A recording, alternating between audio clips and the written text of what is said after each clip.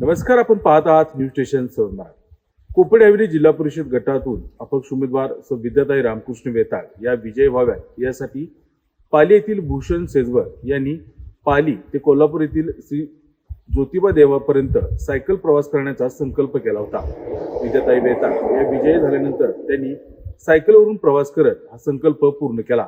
दरम्यान या प्रवासादरम्यान दत्त चौक येथे कराड उत्तरचे नेते रामकृष्ण वेताळ यांनी भूषण सेजवर यांचं स्वागत केले, तसेच त्यांना प्रवासासाठी शुभेच्छा दिल्या। कोपरगाव जिल्हा परिषद मतदारसंघातील निवडणुकीत अपक्ष उमेदवार विद्याताई रामकृष्ण वेताळ यांच्या विजयासाठी पाली येथील भूषण सेजवर यांनी नमस केला होता। विद्याताई वेताळ या कोपरगाव जिल्हा परिषद मतदारसंघातून विजयी झाल्यानंतर पाली ते ज्योतिबा मंदिर असा सायकल प्रवास करण्याचा त्यांनी संकल्प केला होता। विद्याताई वेताळ यांचा विजय झाल्यानंतर त्यांनी हा आपला शब्द पाळत सायकलवरून प्रवास सुरू केला। या प्रवासादरम्यान कराड येथील दत्त चौक येथे कराड उत्तरचे नेते रामकृष्ण वेताळ यांनी भूषण सेजवर यांचे पुष्पगुच्छ देऊन स्वागत केले। यावेळी बोलताना रामकृष्ण वेताळ म्हणाले की भूषण सेजवर यांच्यासारखे निष्ठावंत आणि समर्पित कार्यकर्ते आपल्यासोबत असल्याचा मला सार्थ अभिमान आहे। त्यांच्या या श्रद्धा, जिद्द आणि समर्पणामुळेच हा विजय अधिक अर्थपूर्ण ठरतो।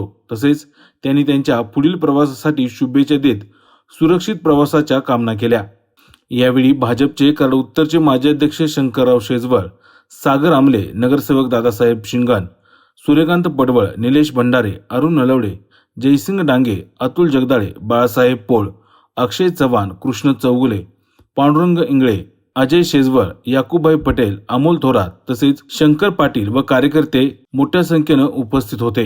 दरम्यान या संपूर्ण घटनेमुळे राजकीय क्षेत्रात कार्यकर्त्याची निष्ठा आणि श्रद्धा याचे अनोखे उदाहरण आज पाहायला मिळाले। त्यावरती प्रेम करणारा माझा सहकारी सवंगडी छत्रपतींचा मावळा परवा झालेल्या जिल्हा परिषद आणि पंचायत समितीच्या निवडणुकीमध्ये विद्या रामकृष्ण वेताळ हे उमेदवार आणि त्यांचे खालचे 2 उमेदवार निवडून यावे म्हणून त्यांनी खंडेरायाला आणि ज्योतिर्लिंगाला नवस बोललेलं होतं आणि ते नवस फेडण्यासाठी ते सायकलीवरून जाणार आहेत आणि ते पालीमधून इथं छत्रपती शिवरायांचं दर्शन घेऊन ते आता ज्योतिर्लिंगाच्या दर्शनासाठी नवस फेडण्यासाठी निघाले।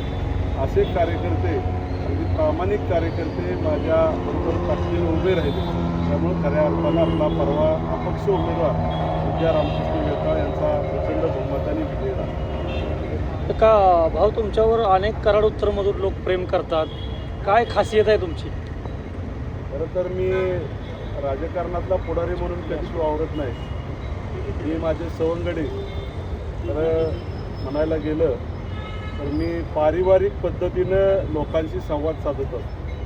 कराड उत्तर विधानसभा मतदारसंघामध्ये गेली 15-16 वर्ष माझे ज्यांच्याशी संबंध आहेत सगळी लोक ही माझे पारिवारिक संबंध असलेली लोक आहेत। त्यामुळं अत्यंत जिव्हाळ्याचे संबंध असल्यामुळं खऱ्या अर्थानं असे भूषणसारखे कार्यकर्ते प्रामाणिक झोकून देऊन अनेक वर्ष माझ्याबरोबर काम करत आहेत आणि त्याची भावना झाली की आमच्या नेत्याला कुठंतरी पुढं जाता यावं, किंबहुना समाजातल्या चांगल्या घटकाला लोकशाहीमध्ये न्याय मिळावा म्हणून अशी लोक ताकदीनं माझ्यासारख्या सामान्य माणसाबरोबर उभे राहतात। खरं तर नुकत्याच झालेल्या सातारा जिल्हा परिषद व कराड पंचायत समितीची ही निवडणूक आणि या निवडणुकीमध्ये कोपरगाव गटामधून कराड उत्तरचे आमचे नेते रामकृष्ण वेताळ साहेब यांच्या सुविध पत्नी विद्याताई रामकृष्ण वेताळ यांनी या ठिकाणी अपक्ष निवडणूक लढवली आणि या सगळ्या प्रक्रियेमध्ये खरं तर आपल्या